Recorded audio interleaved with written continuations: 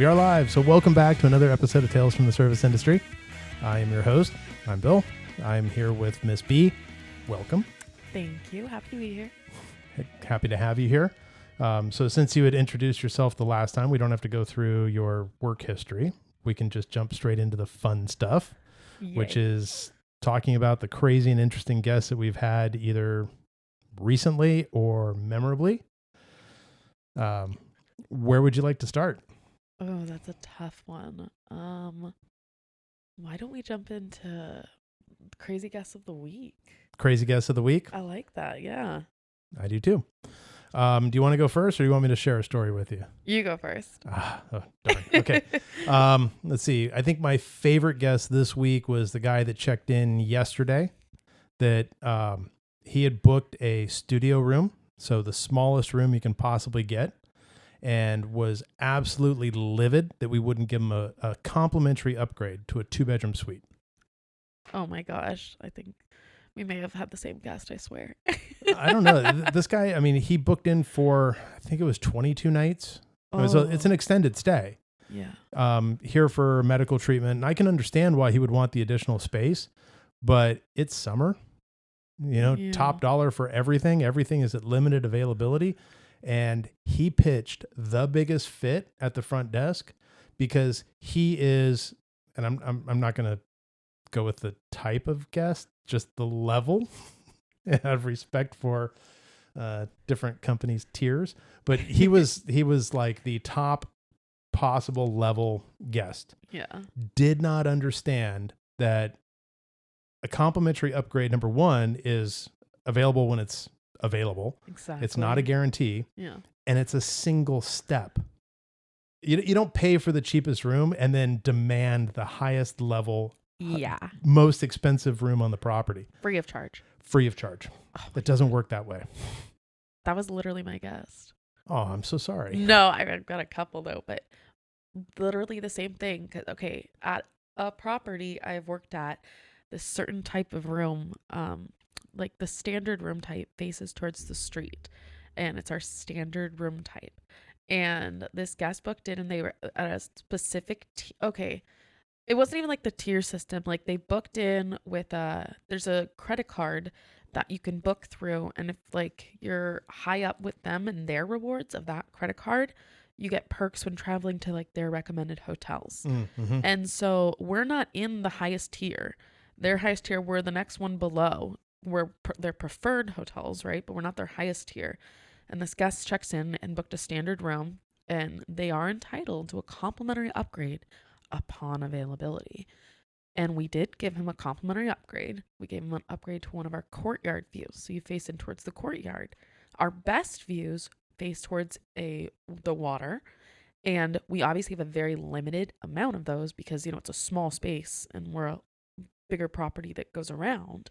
So the ones that are not on the water, there's much more of those. And he came in and pitched the biggest fit because he was not given a complimentary upgrade.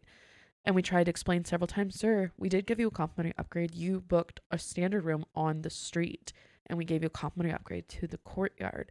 And he refused to accept that this was a complimentary upgrade. No, I should be on the bay. And we had to explain that those rooms go for thousands of dollars a night, and you paid, $300-400. Like you're entitled upon availability for a complimentary upgrade, which you were given. And he would not let it go.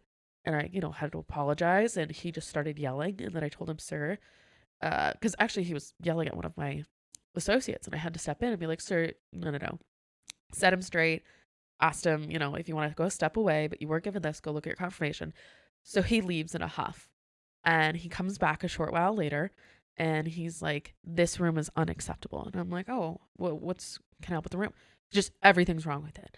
Okay, more specifically, what can I help you with this room? He's like, well, the towels are like sandpaper, and the room is dirty. And I'm like, oh my gosh, I'm so sorry. We do very thorough inspections. So would you mind showing me, what's dirty? And he just, put his hands up in the air and just starts yelling. And again, I have to tell him to stop yelling. I said, sir, I need you to lower your voice.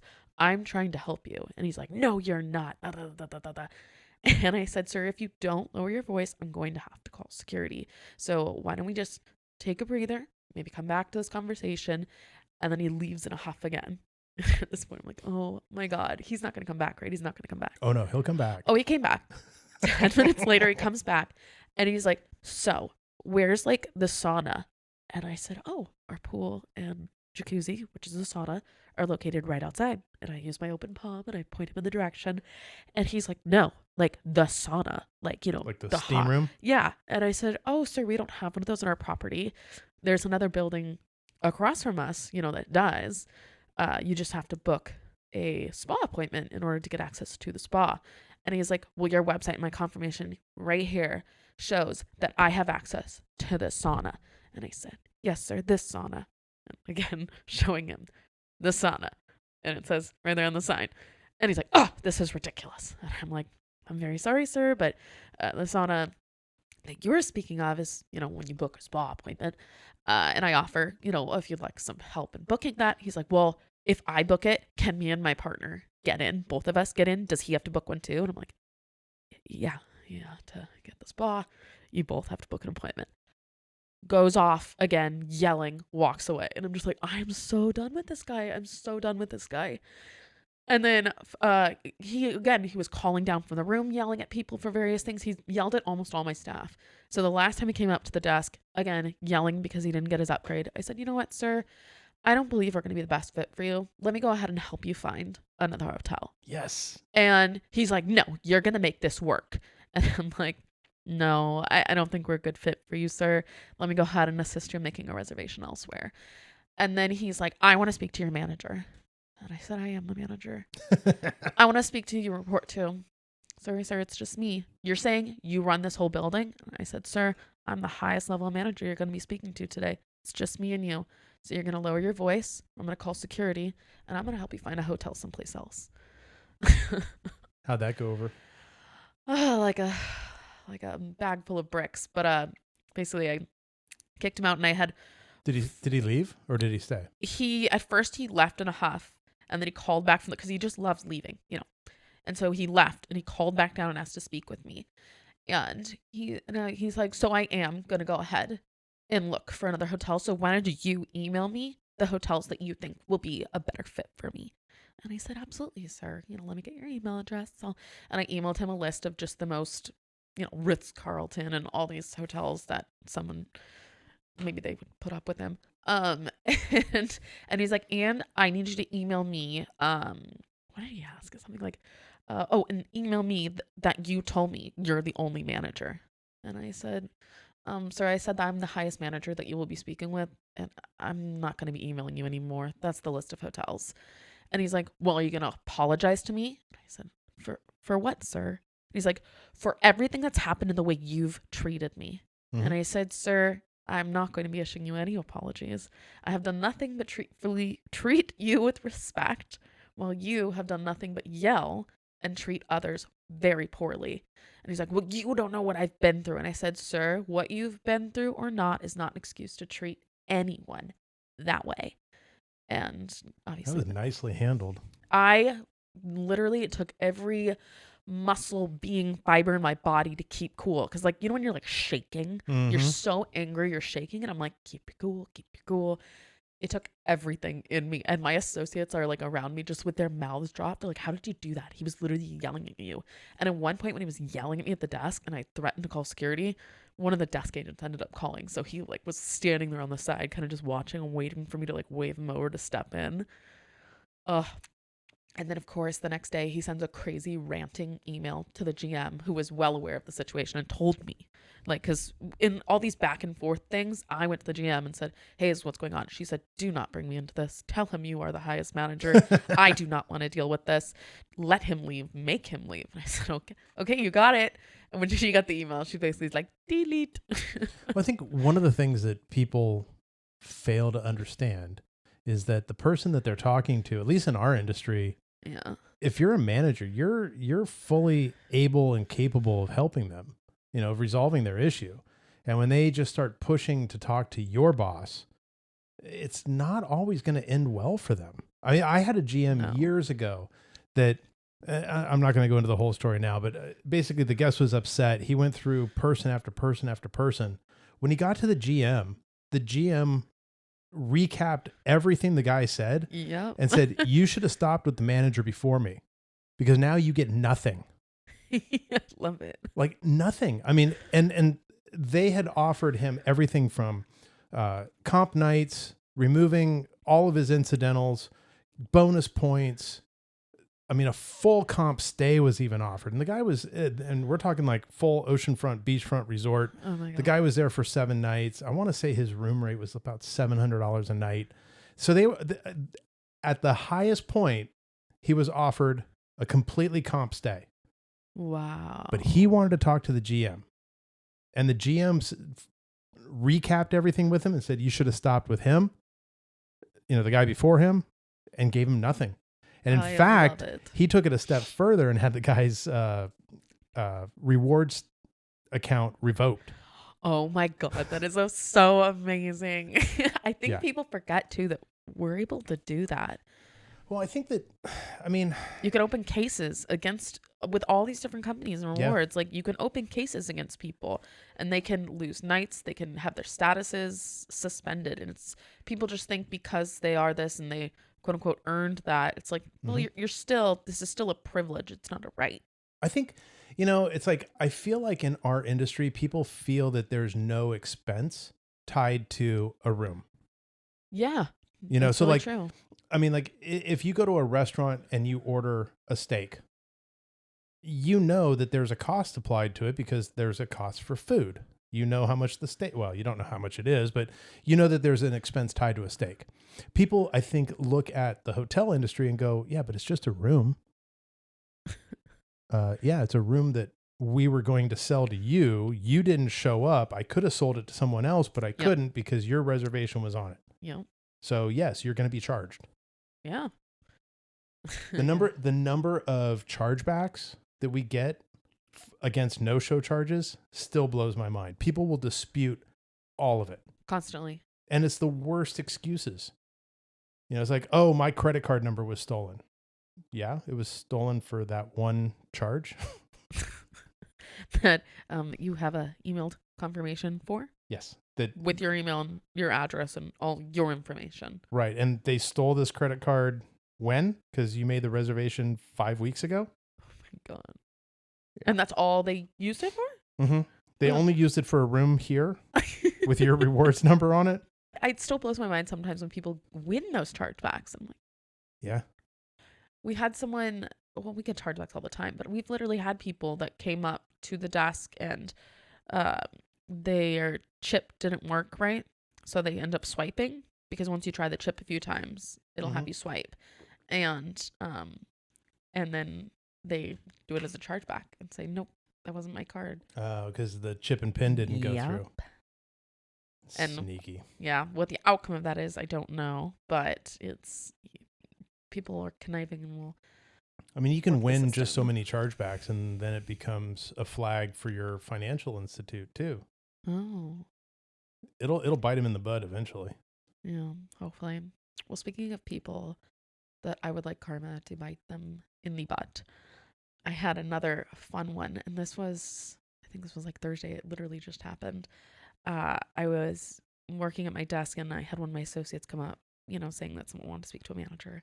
So I went out there and there was this lady and, wearing a mask, it's hit and miss. Some people wear them, some people don't. We don't ask questions. We don't judge because it's not required where we are. So I didn't think anything of it. And she's sitting there and she was harder to understand because of her accent.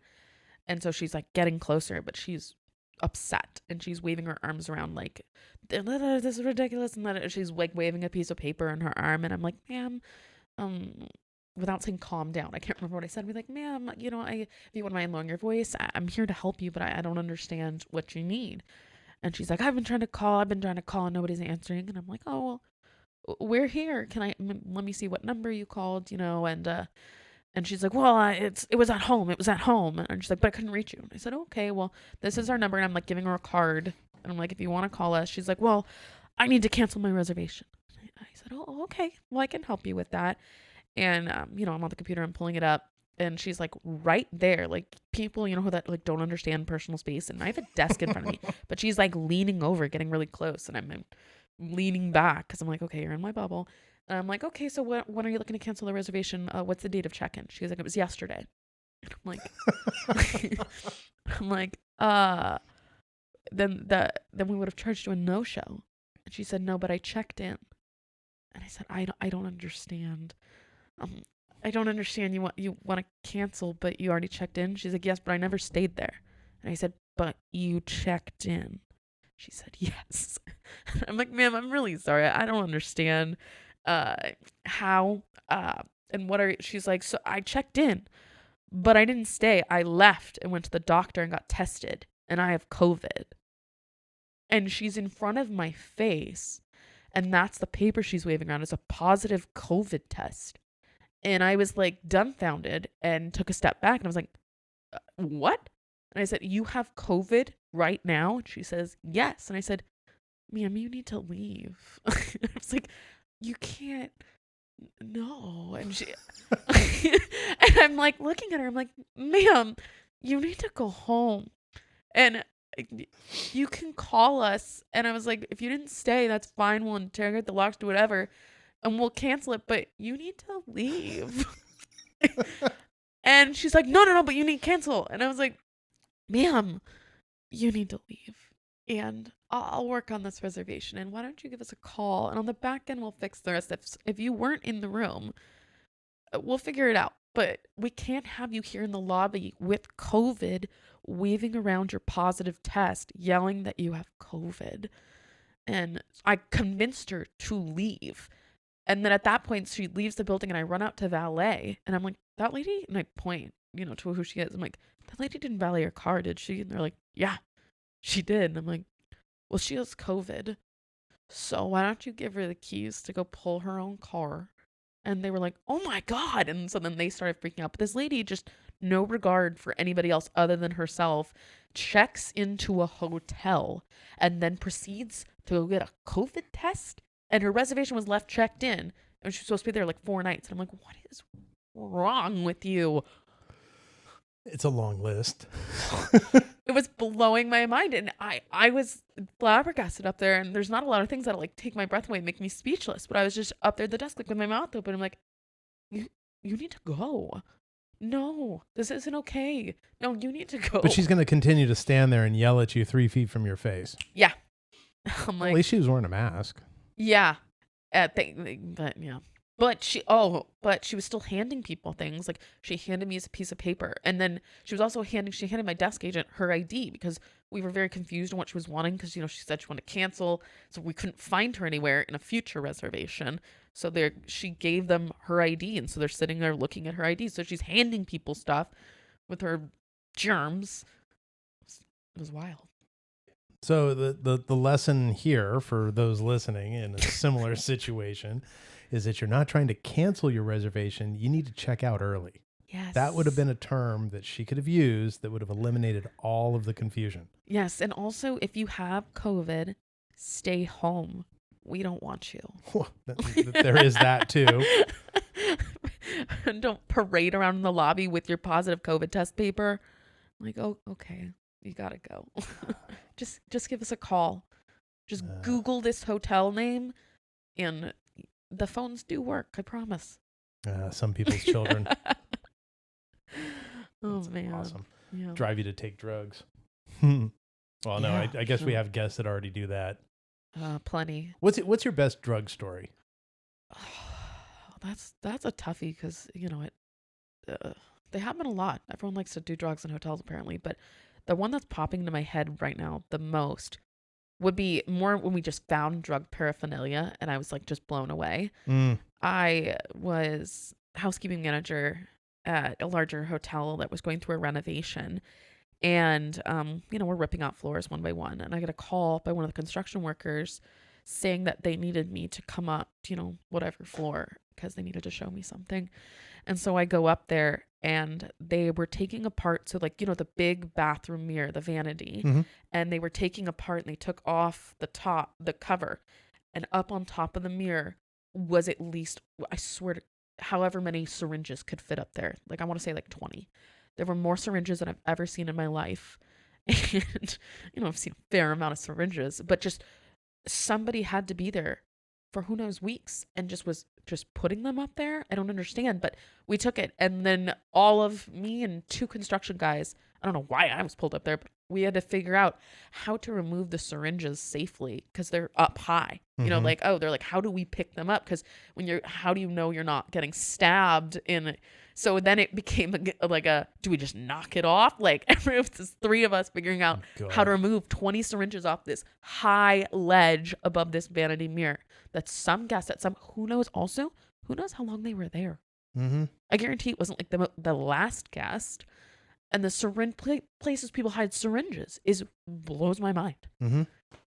It's insane. Well, and like, okay, so for our teams that are cleaning rooms, that's always a concern because I've found syringes between the mattress and the box spring. Oh my God. And what do room attendants have to do when they make the bed? They have to tuck the sheets and blankets in between the mattress and the box springs. Yeah. I've had housemen that have gotten stuck because people have thrown sharps into a trash bag. Just thrown it in the trash. Yeah. But to your point, the couch in the seat. So that's why they have cushions, they have to push down with their knee before they stick their hand around on the sides because people shove them in there. Yeah. To your point about, how many or how long were they there to have that many syringes? Yeah. I remember at one of the hotels actually that you and I were at, guy went into overdose. And EMS was called. The guy basically died in the room. They revived him with Narcan in the room. Right. But after EMS took him out and the police were there, we went into the room and there were at least 18 or so syringes that were left on the desk and in the trash. Same sort of thing. Guys just throwing them in the trash can. All of them had some amount of heroin in them. And the guys had only checked in the night before. The tragic part, though, is that they were only out of rehab for like 48 hours. Relapsed and just... They spent the entire time binging on heroin, and it killed one of the guys. But like I said, he was revived. Yeah, that's a rough relapse straight out of rehab. Yeah, that was actually the hotel you worked at. That was the first time I saw heroin, and I'm pretty sure I was up in a room with you, and we were inspecting for one of those people that we kicked out. And you were telling me, right? You were telling me to be super careful in this. And I remember I got on the ground to look under the bed. And I remember I lifted up the sheet. And right there was a syringe filled with dark stuff. And I'm like, Bill, what is that? You're like, that's heroin. Yeah. Like, oh my God. That's insane. And they just hide them. And it was completely full, just laying there. It could have just stabbed us. And oh gosh. I mean, well, the one that I was just mentioning about all the, the dozen or so syringes, I've got photos of that. I'll post that picture. So you should. So you can see that. They look exactly. That's the brand I guess everybody buys because I saw those. I'm like, oh my gosh, those are identical to the ones I found on top of the vanity. Yeah, I mean, well, they all have the same orange cap. I can't even tell you how many hotel rooms that I've been in that you don't necessarily find the sharps, but you find the caps. People won't police up their caps. They'll just throw the syringes in a can or whatever. Oh my gosh. So have you found any more drugs in rooms as of late? Yeah. You're like daily? Yeah, daily. So, after we stopped working together, I went to, I've been at a few other hotels. Yeah. One of them that I was at recently, we had a guest that called and wanted their lost and found back. And their lost and found was a bag of weed that was about the size of a football. Oh my God, that's amazing. Yeah. And that person was not happy that their lost and found was not claimable. Now, look, California weed is legal. I have no problem with that. But when you are dealing with weed that you are dealing, that's not legal. Oh my God. So I turned it into the local police department because I had no other way to dispose of it. Yeah. And I advised the guest, well, you're more than welcome to contact to contact the PD. Describe the item. I'm sure they're willing to help you out. God, that is so funny. Hung up on me. That was the end of that. Oh my God. I would have loved if they wrote a review on that. Oh, I know. I've got a photo of that too. I'll post that one also. I cannot wait to see this ginormous bag of weed. It is the nastiest looking bag of dried out, just skunky looking weed. It was terrible. That's so gross. I mean, I've got good sized hands. This bag looks like a football in my hand. Oh my gosh. That's amazing. Yeah, I saw a ginormous bag of weed when I was doing departures one day. And for anyone who's not in hospitality or housekeeping. Basically, we go up to the rooms after checkout time because most guests just leave without checking out at the desk. So we go see if there's somebody in there. And so I was doing departures, and you knock a bunch of times. And one of the rooms I walked into, you also, you walk in, by seeing if someone's there, you're not just looking for a person, you're looking for belongings to see if there's somebody still occupying the room. And on the table, there was a scale and, various things. And then the biggest, I swear, it was like a Vaughn's grocery bag filled with weed.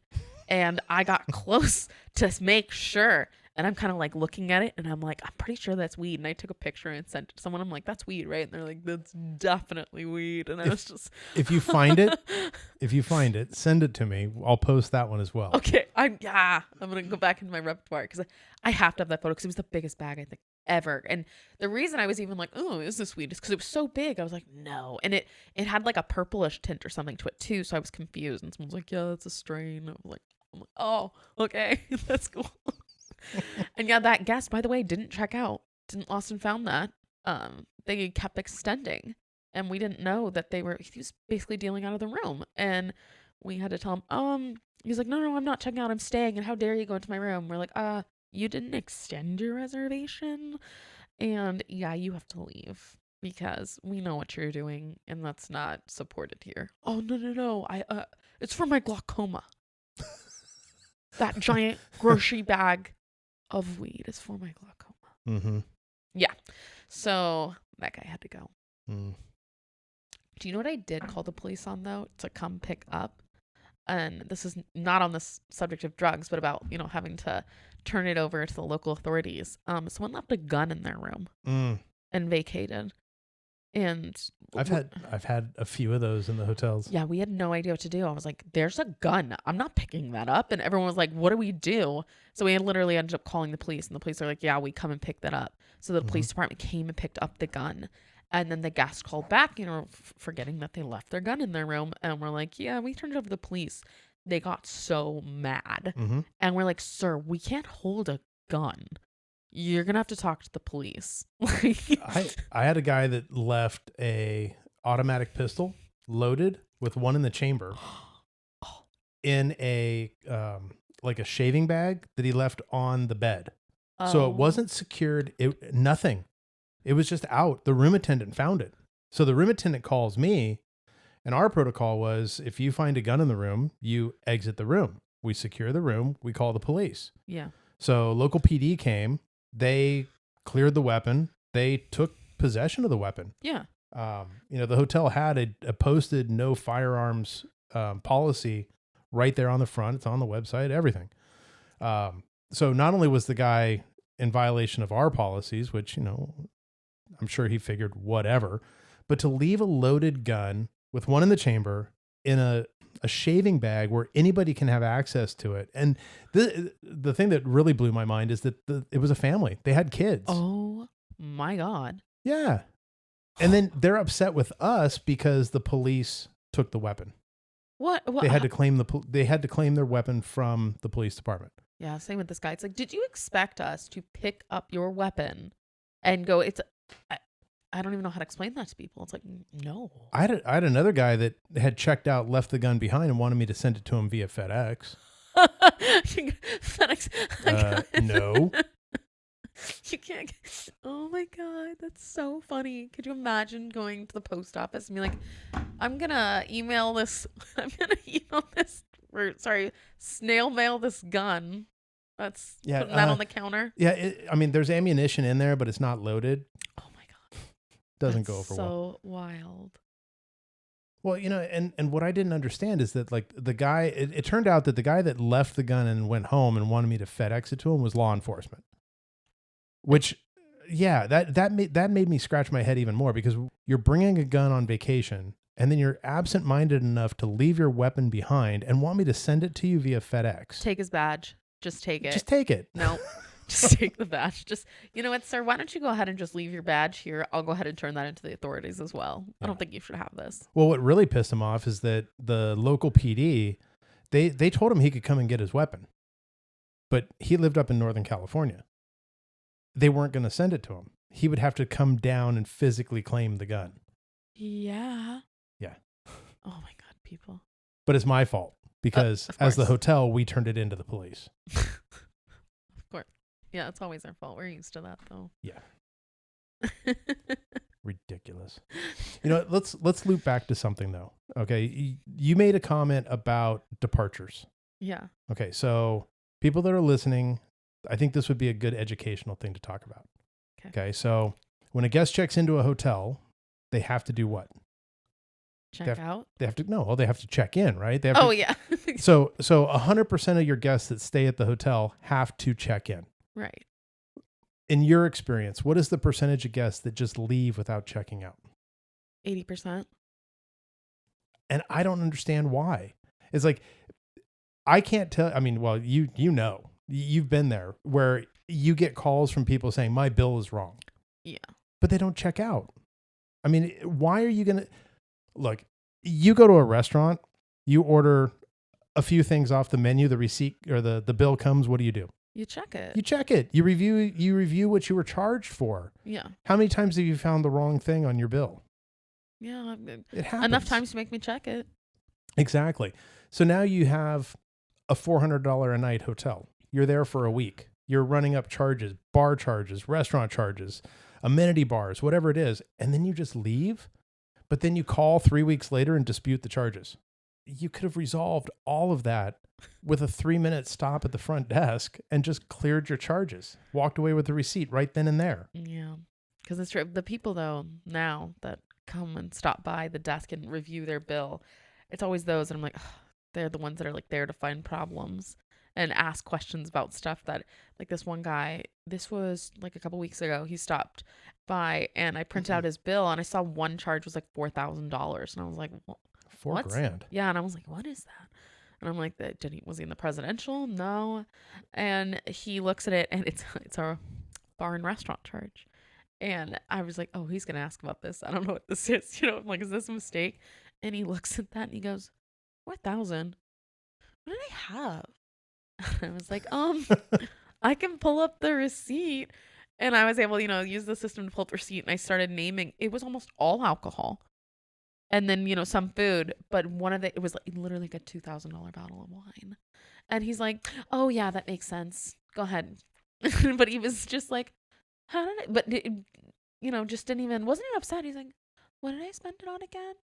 But yeah, checking your bill. I would much rather have a half a dozen folks like that every day at the front desk than to get one of those that calls you 3 weeks later screaming about, being overcharged or bogus charges or, I'm going to dispute it with my bank, whatever. Oh, but don't you love when that happens? Because I had one of those calls and they had all these different restaurants. I actually felt bad for this lady because I think her husband had a drinking problem because she was disputing a bunch of charges, but not all of them. You know what I mean? Like about half of them.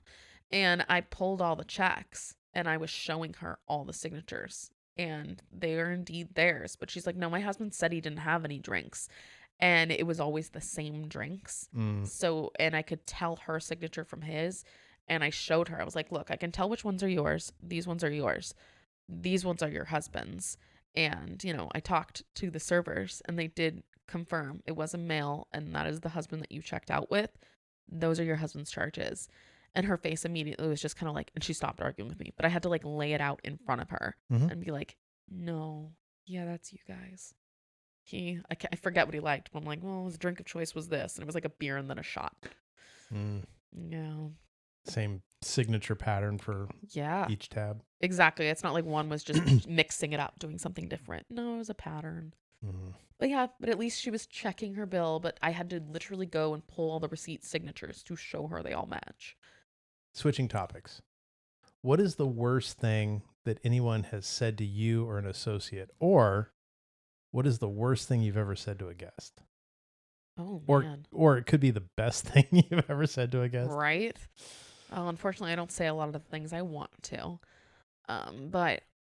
So this was early in my career and it just sticks with me. It's just one of those memories that just like, I swear will never go away because it was not a good memory. But I was working at a smaller select service property down in San Diego And, on nights when it's slower, and once your check-ins get into the teens, usually your other person goes home and then there's one person on shift until the night auditor comes in. So it was just me alone at the desk. I was the front desk supervisor. So, it was nothing I couldn't handle or wasn't used to doing. And this guy comes up and he's really upset. And I can't even remember what it was. Having something with his room just wasn't right, or he didn't like something. And, I remember apologizing. And I was like, I apologize. There's nothing I can do. I don't have any additional rooms to move you to, but I can set you up to room move tomorrow.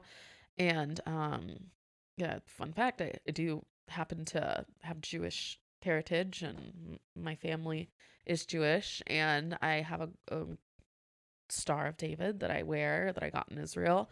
And I was wearing it, and he looks at me and he looks at my necklace and he's like, oh, makes sense.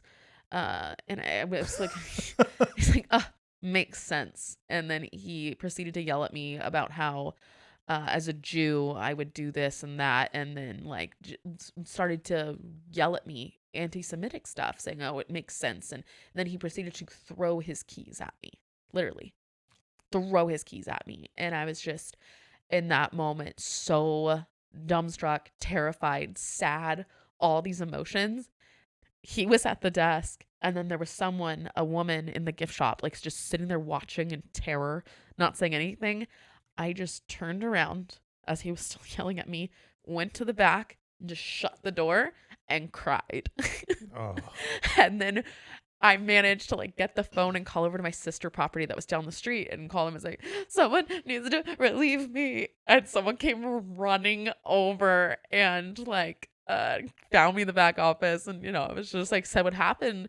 And they were like, oh my God. And, he took it over and he kicked the guy out. And I took a minute, I took a breather and went on a walk, and I went back out to the desk and, I finished my shift. But a little bit later, that woman that was in the gift shop came back and she's like, I just want to let you know, I am so sorry. She's like, I could not believe what he was saying. I've never heard anyone say things like that before. She's like, I was just so dumbstruck.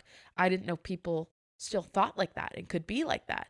She's like, I should have said something. I should have done something. I'm so sorry. She's like, I have a daughter. I'm so sorry. And I was like, it's okay. Don't worry about it. I'm fine. I was like, that was actually the first time anything like that's ever happened to me. I didn't think people were like that.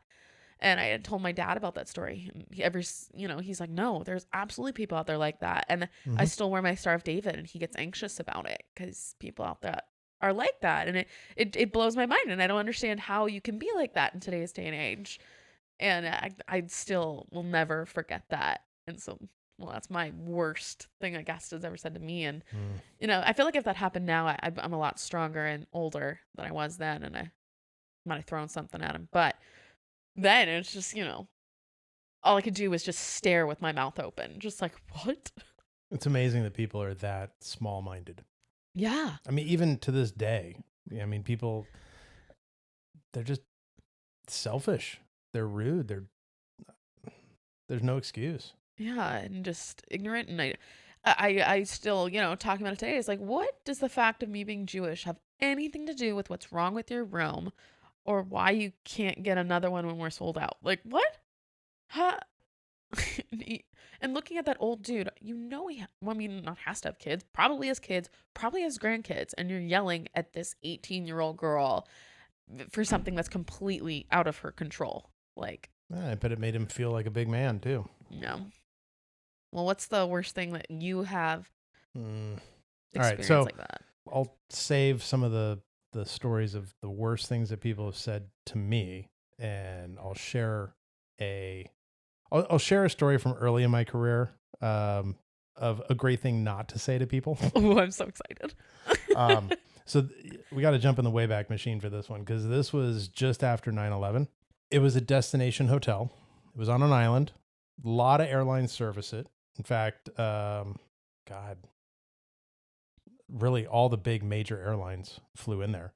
So after 9/11, every one of the airline companies was reevaluating their crew contracts because they needed to save money. They had been staying at an oceanfront, beachfront hotel.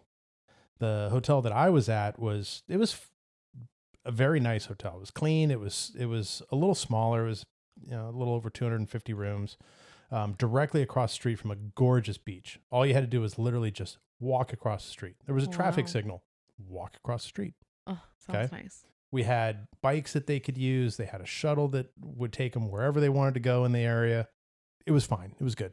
We ended up getting, I think it was 7 different airline crews that transferred from other hotels to the hotel that we were at. So this one day, I'm working the front desk. Airline crew comes in. They get off the shuttle bus. They rush the desk. The crew goes through all the keys. They divide everything up. Everybody signs in. They follow the process. So we hand out all the keys. There's one woman, though, who opts to not come in right away. She's standing outside smoking her cigarettes. She ends up coming in, 10 minutes after the crew has gone upstairs. Says, I'm the purser from such and such flight. I need my keys. So I give her the keys. She looks at me and says, is this a suite? I said, no, this would be a non-smoking king bed standard room per your contract. She hands me back slides the keys back across the counter to me and says, well, I need a suite. And so I politely slide the keys back to her and I said, I can understand that you desire to have a suite, but we are sold out tonight. There are suites amongst the crew. If you'd like to talk with one of the other crew members, maybe you can switch with them, but I don't have any other suites that I can give you. She slides the keys back to me. She says, no, I'm the purser. I need a suite. Okay, well, I can understand that. And I can sincerely appreciate the fact that you've got more responsibility being the purser. But one of those responsibilities is when you arrive at the hotel, you sign in the crew and you take your keys. So, and I slid the keys back. Here's your keys. She looks at me. She says, this is ridiculous, and walks away. Guy that I'm working with is like, dude, you can't say stuff like that to her. I said, why not? I'm like, she's throwing shade on me. She's the one that's not following her own protocols. Yeah. Maybe 5 minutes later, she comes down. She slaps the keys on the counter hard enough that they slide across the counter, off the counter, hit the floor. Oh. So I looked at her and I said, how can I help you? Oh my God. She's like, I need a suite. I pick up the keys, got them in my hand. And I said, as I explained, I said, we are sold out. I don't have any suites available, just those that are amongst the crew. You can switch, but I can't give you a suite. She looks at me and she's like, this is ridiculous. I can't believe this. This is just bullshit, blah, blah, blah, blah, blah. And I said, well, while I can understand your position, I really don't understand why we're having this conversation. I said, because your actions of smoking and not signing in the crew have led us to where we are right now. She looks at me and she's like, this is just ridiculous. You need to come up with a solution. And I said, let me ask you a question. I said, when you have a 200-seat aircraft that's flying out here, do they cater it with 200 pasta and 200 chicken, or is it roughly half and half? She rolls her eyes and gets really sassy with me. And she goes, well, it's half and half, of course. That's a stupid question. I said, so let me ask you this. As you're going down the aircraft aisle and you're asking people, do you want chicken or pasta, chicken or pasta, chicken or pasta? And you get to the last row, the last seat, and the last guy on the plane, and he wants chicken, but all you have left is pasta. What are his options? She looks at me and she says, well, he can have his pasta or he can go hungry. I said, fantastic. Here's your pasta. Enjoy your layover. She rips the keys out of my hand. She said something under her breath that was effectively an F you and walks away. The guy that I'm working with looks at me like that slow motion head turn. His eyes are like the size of plates. Yeah. He looks at me and goes, dude, you're going to get in trouble. No. I didn't get in trouble, but I did get a phone call. So maybe 5 minutes later, the guy that I'm working with answers the phone, does that again, that slow head turn towards me, says, hey, the station manager's on the phone. He wants to talk to you about this crew that just checked in. Oh my God. I'm like, send it to the back. So I go to the reservations office. I pick up the phone. He wants to know what's going on with this purser. So I said, okay, well, here's what happened. And I gave him the entire story, the whole pasta and all, chicken or pasta, all the way down the line. By the time I was done with him or done talking to him, he was laughing so hard at her belligerence. He's like, I will take care of it. So he called her back. I don't know exactly what happened after that, but I honestly don't recall having ever seen that woman again. Oh my God. She was probably humiliated. Well, either she was humiliated or they didn't want her on that route. I don't know. Oh, yeah. And it always cracks me up with the airline crews, though. Like, you'll hear on the news misbehaving passengers get, taped to their seats and Yeah. ejected off. But you know what? I've had airline crews and hotels that have done just equally as terrible things. Okay, so looping back to the whole after 9/11 thing, there was a woman that was unhappy with the hotel that they had transferred her into. And again, we were a fine hotel. There was nothing wrong with it except that it was not an oceanfront, beachfront hotel. As it was explained to me, part of the reason why they were so bitter was because it didn't have the vacation feel that their previous hotel had. So they were still, quote unquote, having to work. But this woman was so upset with the hotel that they'd put them at that every time she would check out, she would take all the towels, throw them in the bathtub, and then urinate on them. What? Yeah. And the first time it happened, we thought she just had some sort of a weird, I don't know, accident in the bed or something. I don't know. But then it wasn't just that one time. It was every single time she stayed over, she was peeing on all the towels in the bathtub. Okay, that takes some effort. How? It does. How does that go through someone's mind? Like, oh, I'm upset with my company, so I'm gonna put all the towels that just pee on them. Yeah, I'm mad at my company, so I'm gonna take it out on you. With pee. Yes. Okay. Yeah. So we ended up realizing that it wasn't a fluke, that it was actually something that she was intentionally doing. So from that point on, we started taking photographs every single time she was there, copies of the crew manifest and copies of the registered guest ledger. Okay. And I think it was after the third or fourth time we had enough ammunition. We went back to the airline and she never came back to the hotel either. Oh my God. Could you imagine how that firing went?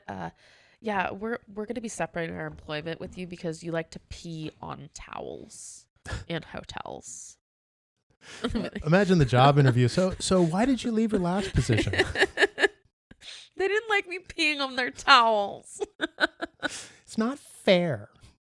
I didn't get my oceanfront view, so I peed on the towels. Oh my God.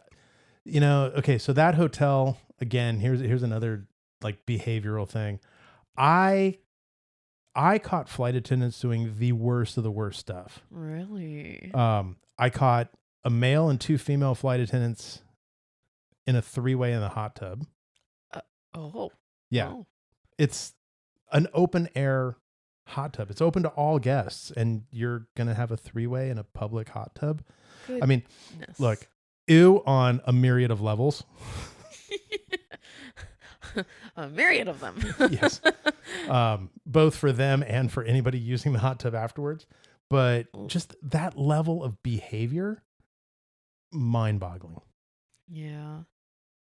I remember we had this one at one of my larger properties, this one airline, a very well-known and established airline. And the people we actually had the most trouble with were the pilots. Mm-hmm. And just this attitude and arrogance that they, owned the world and didn't understand why we weren't at their beck and call. And I cannot tell you how many times I wanted to say, okay, when you're flying the plane, do you treat do you expect your flight attendants of this? Like, what world can you get away with demanding people to do the tiniest of things? And the attitudes were terrible. Mm-hmm. But I didn't have anyone pee on towels. That's a new one. Well, maybe someday. Oh God, I hope not. You can hope to aspire. Yeah. We had someone recently who trashed a room and trashed a room, peed on the bed, peed himself, but then there was vomit all over the carpet and all over the towels. And this was actually one of the owner's friends and was staying under the owner's discounted rate. So that was super fun to take photos of all that. And then I was obviously going to charge the desk, and it was a hefty damage fee for destroying towels, for destroying a mattress, for us having to deep clean and get all the carpets shampooed, all the vomit out.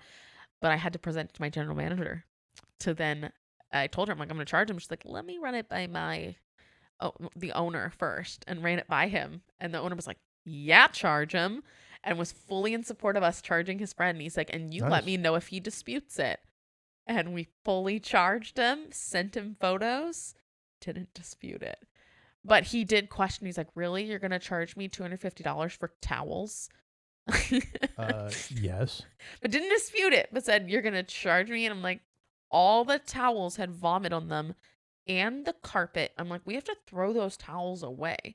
And then we aren't just able to buy one towel to replace that. We have to buy a pack of towels in order to replace that because they don't just come individually. We can't walk to Bed Bath & Beyond and buy one towel. They have to meet our brand standards. Yeah. Well, and I think that's actually something educational that people should know too. Yeah. It's like with our industry, you can't buy one towel. You can't buy 6 towels. You have to buy them in a case. And a case is 3 dozen. So, those $18 towels individually may not be that expensive, but now I'm buying 36 of them to replace the 6 that you trashed. Yep. It's a hefty outlay. So the hotel that we were at, normal linen budget is about $6,000 a month. And that is nowhere near enough to keep up on top of damages. Oh, yeah. Women have no idea. The tiny little hand towels, I swear those are one-use towels because women constantly just use them on their makeup and their concealers that are made out of real paint or something. That stuff does not come out of those tiny towels, guys. No, it doesn't. Please stop using that. And I actually wrote something like that on Facebook once. My friend's like, oh, I always use that for my makeup. Thanks for the heads up. I'm like, use makeup wipes. Yeah, well, yeah, when the hotel gives you makeup wipes with your amenity kit. It's because we're begging you to stop using the tiny towel. Yes. There's actually a company that makes black washcloths.